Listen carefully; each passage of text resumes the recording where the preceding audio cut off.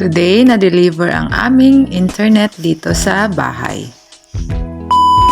Masayang araw guys! Welcome back to another video, and for today's video guys ay i-deliver nga yung internet namin doon sa bahay.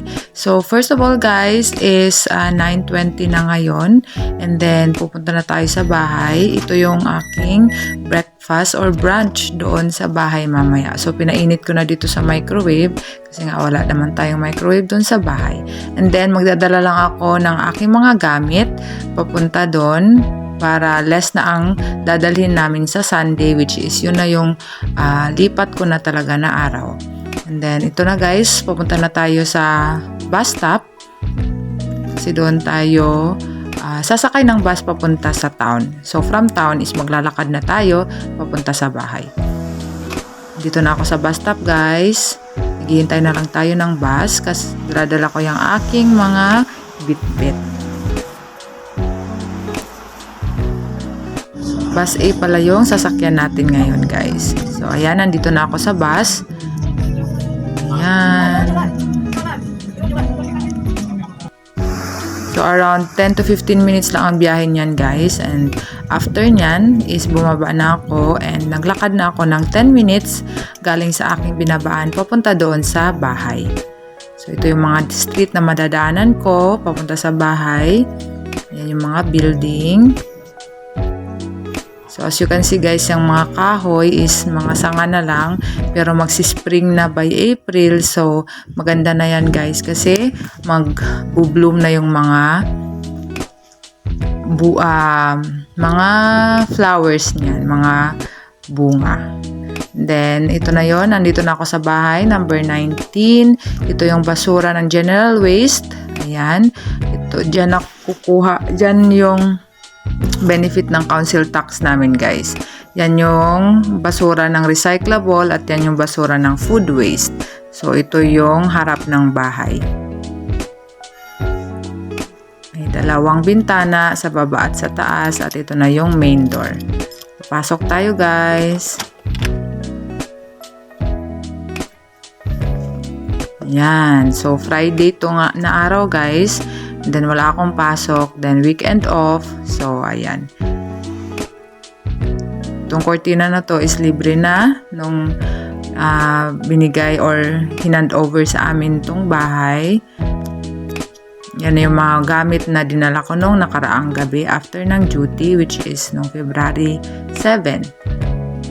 So kain tayo guys. So first meal ko dito, ayan, nasa sahig tayo muna kakain guys kasi wala talagang kagamit-gamit. Ito yung tinatawag dito na unfurnished na bahay.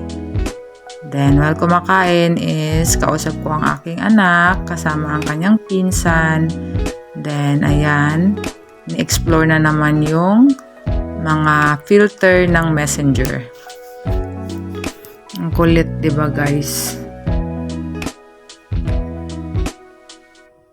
Then after kumain guys is, ayan, nagligpit-ligpit na ako. Naglalagay na ako ng mga gamit. Ayan, yan yung aking panimulang mga kaldero. 3 set. And then ito na yung aking pitcher na may filter.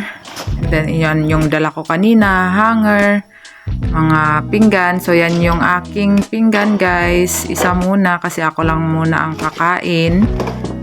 Then, may isa pa akong maliit na plate din. Then, yun is isang baonan. Galing din yun sa Pilipinas. And then, ito galing to sa Pilipinas, itong set ng kutsilyo guys. So, ngayon ko pa lang siya magagamit. Kasi nga, nakitira muna ako dun kay Ate Love. So, hindi ko naman nalalabas yan.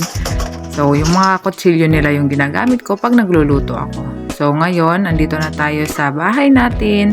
Then, ayan. Ayan yung binili ko sa Poundland, guys. Isang maliit, isang malaking pinggan, at saka isang bowl. At saka ito naman, binili ko sa charity shop para sa organizer ng mga utensils. Then, measuring cup kasi nagbibake ako ng banana cake. Ayan. At saka yung maliit na kutsarita, guys, is binili ko din yan sa Poundland. Ayan, pangtimpla ng kape.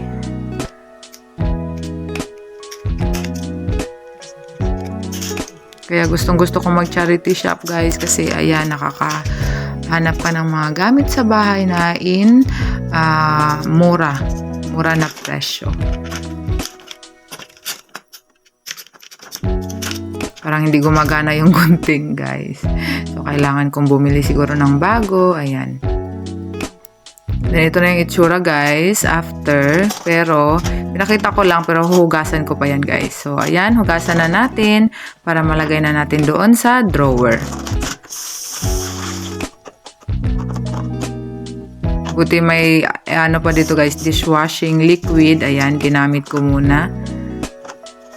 Nandito na yan sa bahay yung dishwashing liquid na yan guys. Ayan, linis-linis muna tayo.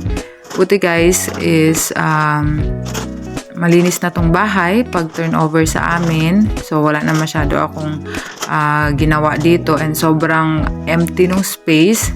So ikaw talaga mag-fill in ng mga gamit kung kailangan mo. Kasi ang libre lang talaga is fridge, maliit, automatic na washing at saka stove na lutuan. And then mga kortina. And the rest guys is wala na. Ikaw na mag-fill. Walang dining, walang sofa, walang kama. Tapos may built-in cabinet dun sa 2 kwarto. So yun, very, very grateful na din kami doon kasi hindi na kami bibili ng cabinet para sa mga damit namin. So ayan, naghuhugas lang tayo. So isa-isa lang yung binili kong pinggan dyan guys. And then bibili na lang siguro ako pag dumating na yung aking mag-ama. Wala pa naman akong bisita na pupunta dito guys kasi wala naman silang mauupuan dito sa bahay. So, ako lang talaga from February 9 for a month. Then after that guys is dumating na yung internet. So ito yung internet provider na inavail ko, Virgin Media, kasi sabi ni Ate Love maganda daw to, malakas yung internet nito. So ayan, ang pinili kong offer is offer 7 which is 26 pounds per month. So ayan yung kasama sa package. So ayan, ikaw na mag-i-install. Nag-send lang sila ng steps kung paano siya i-install. So ayan, Virgin Media. In-offer to sa akin guys nung natapos na yung aking referencing sa Rightmove app. So ang Rightmove ang tumawag sa akin nito guys. Nag-offer sila ng internet at saka house insurance. So nag-avail na din ako ng house insurance guys, which is 13 pounds per month. It means nun, example, may masamang mangyari or naransak yung bahay, at least insured yung bahay, ganun. So, ang daming mga paganyan dito sa UK guys, kaya dagdag talaga siya sa bills namin sa buwan-buwan. So, ayan yung mga cords. Ayan. So, isi-set up na lang natin guys kasi para mayroon na tayong internet dito sa bahay. So, ayan yung mga cords niya. Pa-found out na lang natin paano siya gamitin. Kasi yung data ko guys is 10 GB lang per month. So, hindi talaga to kaya. Kasi doon kay Ate Love is libre na ako ng wifi. Kaya ayan. So, ayun ang lahat guys. Ang laman ng package na sinend sa akin ng Virgin Media. So, ayun lang guys for today's video. Salamat sa inyong panonood and see you on my next one. Bye-bye. God bless.